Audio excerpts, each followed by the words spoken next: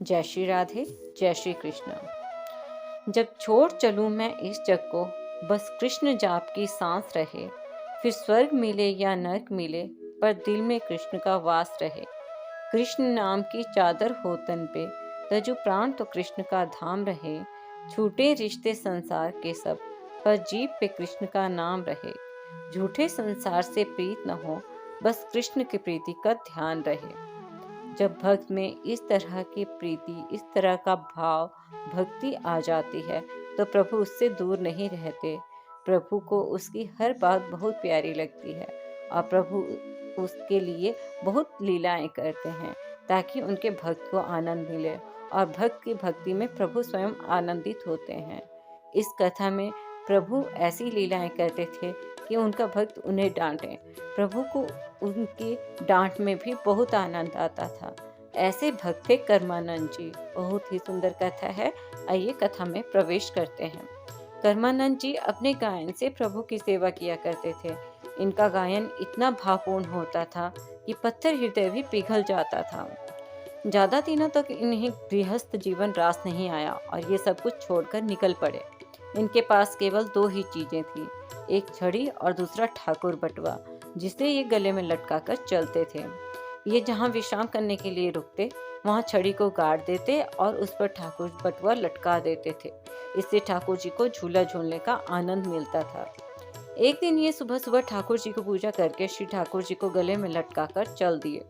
उस समय ये भगवान नाम में इतने डूबे हुए थे कि छड़ी को लेना भूल गए। अब जब दूसरी जगह ये विश्राम करने के लिए रुके, तो इन्हें छड़ी की याद आई। समस्या थी कि ठाकुर जी को कैसे और कहाँ पधरावें। श्री ठाकुर जी के प्रेम में अधिकता के कारण इन्हें उन पर प्रणय रोष हो आया। ये गुस्सा करते हुए बोले कि ठाकुर जी, हम तो जीव हैं, हम कितना याद रखें। हम छड़ी भूल गए तो आपको तो याद दिलाना चाहिए था ना। अब दूसरी छड़ी कहाँ से लाएंगे आपको पधराने के लिए। पिछली जगह भी बहुत दूर है, अब ये भी पक्का नहीं है कि वहाँ छड़ी मिल जाएगी या नहीं। ये ठाकुर जी से खूब लड़े और बोले, बस छड़ी ला कर दो। श्री ठाकुर जी को इनकी डांट फटकार बहुत अच्छी लगी। वे बहुत रीझे। प्रभु की योग माया ने छड़ी लाकर दे दी। अब ये फिर रोने लगे, क्योंकि इन्हें याद आई कि इन्होंने छड़ी के लिए अपने प्रभु को खूब डांटा।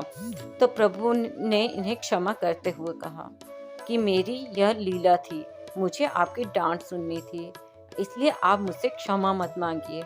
भगवान ने कहा कि जब यहाँ हम और तुम दो ही हैं, अगर कुछ कहने, सुनने, लड़ने झगड़ने की इच्छा होगी तो कहाँ जाएंगे, किससे लड़ेंगे।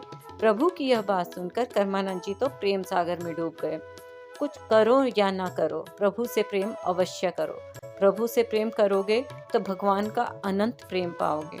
प्रेम में रहोगे तो हर क्रिया साधना बन जाएगी।